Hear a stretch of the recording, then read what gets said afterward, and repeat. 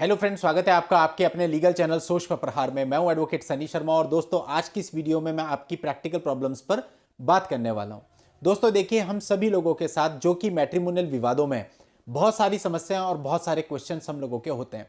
अब दोस्तों आज के इस वीडियो में मैं रैंडमली ऐसे क्वेश्चंस पिक करने वाला हूं जो कि आप सभी के जनरली अपने अपने मामलों में होते हैं और आप सब में से बहुत सारे लोगों को उनके जवाब भी मिलने वाले हैं। तो दोस्तों ये वीडियो बहुत इंपॉर्टेंट होने वाली है, आखिरी तक इस वीडियो में बने रहिएगा और अभी तक भी चैनल को सब्सक्राइब नहीं किया है तो चैनल को सब्सक्राइब करके नोटिफिकेशन बेल पर जरूर क्लिक कर लें ताकि फ्यूचर में जब भी मैं ऐसी वीडियो आपके लिए लेकर के आऊं उसकी जानकारी आपको सबसे पहले मिले।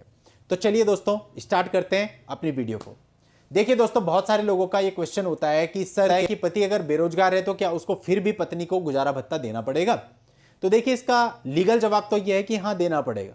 अगर आप बेरोजगार हैं तो इतना है कि कोर्ट जो आपका मेंटेनेंस बांधेगी वो मिनिमम बांधेगी, लेकिन उसके लिए आपको ये कोर्ट में बताना पड़ेगा कि आप बेरोजगार हैं, कोर्ट को सेटिस्फाइड करना पड़ेगा। और दोस्तों जैसे मैं पहले भी कहता आया हूं कि जो आपका इंटरिम मेंटेनेंस होता है, इंटरिम मेंटेनेंस पूरा इस बात पे डिपेंड करता है कि इंटरिम आर्ग्यूमेंट के समय बहस कैसे की गई है, क्या उस बहस से कोर्ट कन्विंस हुई है या नहीं। तो वहां पर कोर्ट को कितना भी अप डाउन किया जा सकता है। कई बार होता है कोर्ट कहती है कि भाई मैं 15,000 रुपए पर मंथ बांध देती हूं, लेकिन जो सामने वाला वकील होता है वो कोर्ट को कन्विंस करता है कि नहीं सर 15,000 रुपए तो बहुत ज्यादा है, तो कोर्ट 15 से 12 पे आती है, कई बार 12 से 10 पे आती है, कई बार 15 से डायरेक्ट 10 पे आती है, यानी बहुत ज्यादा फ्लक्चुएशन हो सकता है। ऐसा नहीं है कि कोर्ट ने जो कह दिया।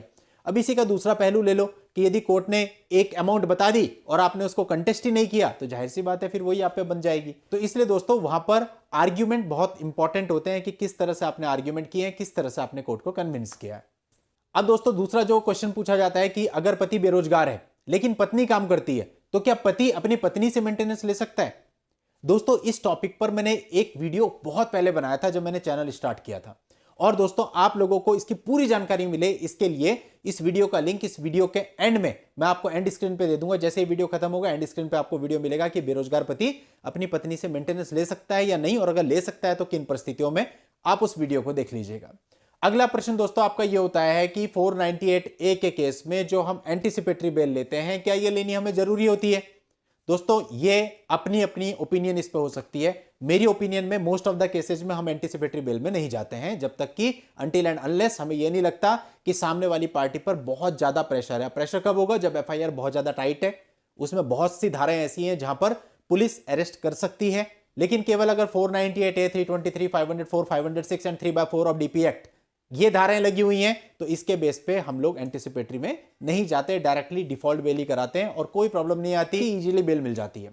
बट जहां पर हमें लगता है कि भाई पति के ऊपर कोई गंभीर आरोप लगा हुआ है, लाइक 313 लगी हुई है या 377 लगी हुई है और जांच में वो हटी भी नहीं है, तो ऐसे में जहां पर लगता है कि भाई पति एक गवर्नमेंट सर्वेंट है और अगर कुछ अप डाउन हो गया तो उसको रिस्क हो सकता है, केवल ऐसी कुछ सिचुएशंस में ही हम एंटीसिपेटरी में जाना प्रीफर करते हैं, अदरवाइज हम एंटीसिपेटरी में नहीं जाते। बिकॉज बहुत से मामलों में यह देखा जाता है कि आप एंटीसिपेटरी बेल के लिए जाते हैं, आपने लोअर कोर्ट में अप्लाई किया, लोअर कोर्ट ने आपकी बेल को खारिज कर दिया, हाई कोर्ट में अप्लाई किया या फिर आपने डायरेक्टली हाई कोर्ट में ही आर्टिकल 226 में अप्लाई किया हुआ है अरेस्टिंग स्टे के लिए।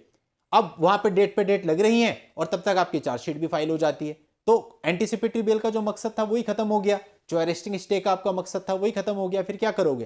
क्योंकि जो अरेस्टिंग स्टे होता है या एंटीसिपेटरी बेल होती है ये टिल चार्जशीट तक ही होती है जनरली, तो टिल चार्जशीट तक ही है, तो चार्जशीट के बाद तो आपको वैसे भी डिफॉल्ट बेल लेनी है, तो फिर आप एंटीसिपेटरी लो ना लो कोई फर्क पड़ता नहीं है। तो दोस्तों इसलिए जहां तक 498A के मामलों का सवाल है यहां पर हम एंटीसिपेटरी को प्रीफर नहीं करते, लेकिन जो गंभीर मामले 376 आईपीसी के और पॉक्सो एक्ट के हमारे पास आते हैं उनमें हम हाई कोर्ट में मूव करते हैं इसके लिए। तो दोस्तों ये मेरी पर्सनल ओपिनियन है, बाकी हर एक का काम करने का तरीका अलग होता है, हर एक का अनुभव अलग होता है, इसलिए हर एक की ओपिनियन उसके अनुभव पर आधारित हो सकती है, अलग भी हो सकती है। अगला प्रश्न दोस्तों ये आता है 313 को लेकर के। बहुत सारे लड़कों का ये सवाल होता है कि सर हमारी जो वाइफ थी उसका मिसकैरेज हो गया था, या फिर जब वो अपने मायके में थी तो उसने अपना गर्भ गिरा लिया था। अब ऐसे केस में जब आज एफआईआर हुई है तो उसका इल्जाम हमारे ऊपर लगा दिया गया कि इसने जो है मेरे पेट पे लात मार दी और मेरा गर्भ गिर गया, जबकि वास्तव में ऐसी कोई घटना नहीं हुई। यह प्रश्न भी बार बार पूछा जाता है। देखिए दोस्तों एक बात बहुत सीधी सी है, जो भी आपकी वाइफ ने एलिगेशन लगाए हैं वो उसको साबित करने पड़ेंगे। अब अगर वो कहती है कि आपने उसके पेट में लात मारी और उस लात की वजह से उसका मिसकैरेज हुआ, तो उसको इस बात को साबित करना पड़ेगा।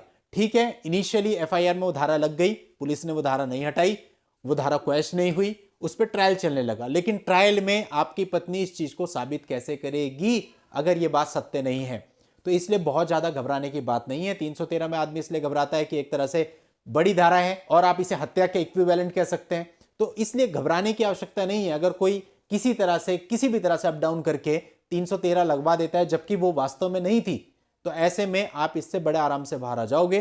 क्योंकि देखिए, मिसकैरेज एक ऐसी चीज है कि मिसकैरेज होगा तो वो डॉक्टर के पास जाएगी, उसकी रिपोर्ट होगी, उस रिपोर्ट में पर्टिकुलर चीजें लिखी होंगी, क्यों मिसकैरेज हुआ क्यों नहीं। तो अगर उस वजह से मिसकैरेज नहीं हुआ है तो जाहिर सी बात है रिपोर्ट में वो नहीं होगा। तो फिर ऐसे में आप सुरक्षित हो, आपको घबराने की आवश्यकता नहीं है। हाँ, इतना है कि ट्रायल आपको फेस करना पड़ेगा और बेल के समय पे आपको बहुत सतर्क रहना होगा। अब अगली दोस्तों धारा आती है 354, 354 ऑफ आईपीसी। अब देखिए 354 ऑफ आईपीसी होता है कि इसमें वैसे बहुत सारी चीजें हैं, बट इन शॉर्ट में आपको बोलूं तो छेड़खानी का मामला, कि आपके भाई पर लगा दिया कि उसने छेड़खानी करी है, या वो ऐसा जनरली आजकल एफआईआर में लिखा रहता है कि मैं बाथरूम में थी और वो पर्टिकुलर आदमी बाथरूम में घुस आया।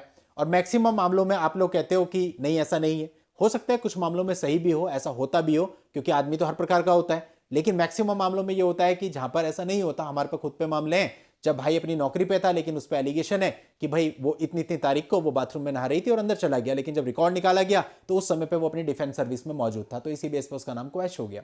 तो दोस्तों ऐसा भी होता है जब 354 लगाओ लेकिन आप कहीं बाहर दूसरी जगह भी नहीं है, आप उसी जगह हैं, अब कैसे साबित करेंगे? दोस्तों ये सबसे खतरनाक धारा है। क्यों? क्योंकि छेड़खानी के लिए ना कुछ भी साबित करने की आवश्यकता नहीं है भाई, रेप या अटेम्प्ट टू रेप के लिए साबित करने की आवश्यकता है।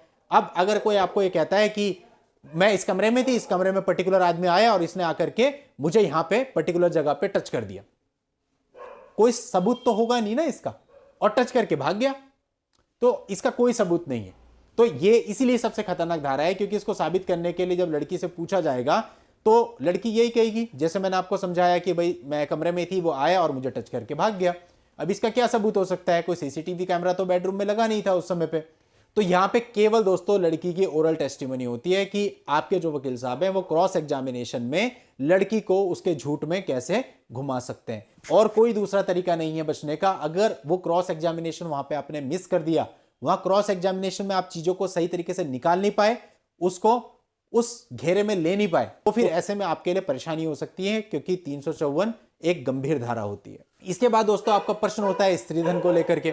स्त्रीधन देखिए, स्त्रीधन जैसे आपको पता है कि जो भी पत्नी के माता पिता ने दिया, जो भी पत्नी के ससुराल वालों ने दिया, जो भी रिलेटिव्स ने दिया उसकी शादी पे, वो सारा उसका स्त्रीधन है। मैक्सिमम केस में वो स्त्रीधन लेके चली जाती है। लेकिन जब भी एफआईआर दर्ज होती है, वुमेन सेल में आपकी कंप्लेंट होती है, तो उसमें लिखा जाता है कि मेरे को मारपीट के घर से निकाला गया लेकिन मेरा सारा स्त्रीधन वही है। अगेन बात यही, कुछ मामलों में ऐसा होता भी है कि उसका स्त्रीधन रख के उसको मारपीट के घर से निकाल दिया जाता है, लेकिन मैक्सिमम मामलों में वही होता है कि वो खुद से आई होती है या उसके कोई भाई या पिताजी उसको उसके घर से लेकर के आए होते हैं।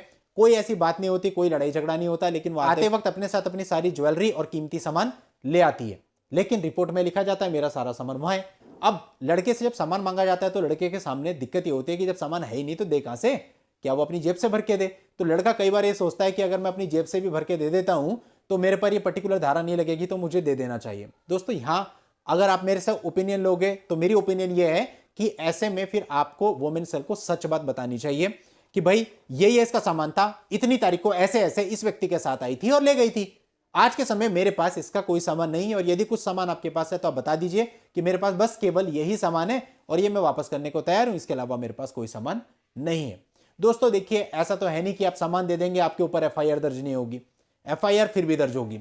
और यह भी हो सकता है कई बार कि आप थोड़ा सामान दें तो सामने वाला बोले कि तो बहुत थोड़ा सा 10% ही 90% तो है नहीं, तो 406 तो फिर भी लगेगी। तो इसलिए आपको जेब से भर के देने की आवश्यकता नहीं है। अगर गलत इल्जाम आपके ऊपर लगाया जा रहा है, भैया अगर सही लगाया जा रहा है फिर तो उसकी अमानत है, दे दो, उसकी रिसीविंग ले लो।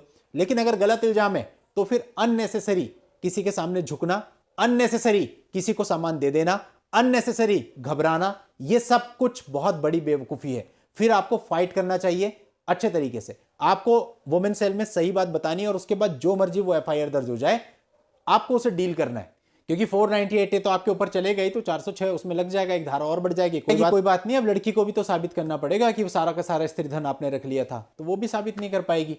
तो जब आप 498 ए को फेस कर ही रहे हो तो उसके साथ 406 भी फेस हो जाएगी, उसके लिए कोई अलग मुकदमा तो आप पे चलेगा नहीं, एक ही मुकदमा तो चलना है। तो मेरे हिसाब से अननेसेसरी सामान दोबारा से ना देके 406 को भी फाइट करना चाहिए। अब दोस्तों अगला क्वेश्चन आता है कि यदि एफआईआर में से मेरे कुछ घर वालों के नाम हट गए तो क्या वो लोग लड़की पर यानी मेरी वाइफ पर डिफेमेशन का केस हम लोग कर सकते हैं क्योंकि उसने गलत नाम फंसाए थे?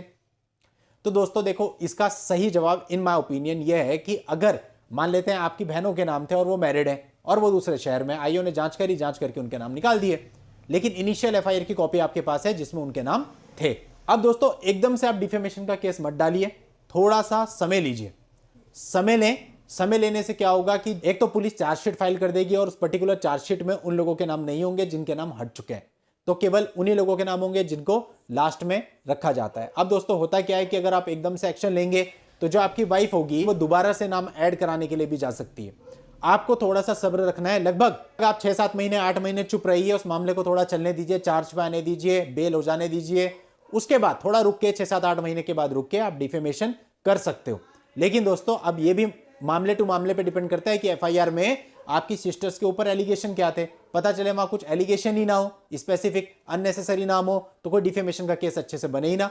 तो मामले की परिस्थितियों पर डिपेंड करेगा, लेकिन अमूमन अगर ऐसा है तो कुछ समय रुक करके आप डिफेमेशन का केस कर सकते हो अगर उन पर स्पेसिफिक एलिगेशन थे, लेकिन पुलिस ने जांच में लिख दिया है कि इन पे कुछ भी नहीं पाया गया, उनके नाम हट चुके हैं, मामला थोड़ा ट्रायल चल चुका है, चार्ज वगैरह बन चुके हैं, चार्ज फ्रेम हो चुके हैं और उसके बाद मामला आगे बढ़ चुका है, एविडेंस पे आ चुका है, 6-7-8 महीने रुक करके आप डिफेमेशन का केस फाइल कर सकते हैं। ऐसे दोस्तों बहुत सारे सवाल होते हैं, समय समय पर मैं आप लोगों के लिए आपके सवालों के जवाब लेकर के आता रहूंगा। आज की इस वीडियो में इतना ही। नेक्स्ट वीडियो में नई लीगल जानकारी के साथ मैं आपसे फिर मिलता हूं, तब तक के लिए goodbye and thank you for watching. Take care.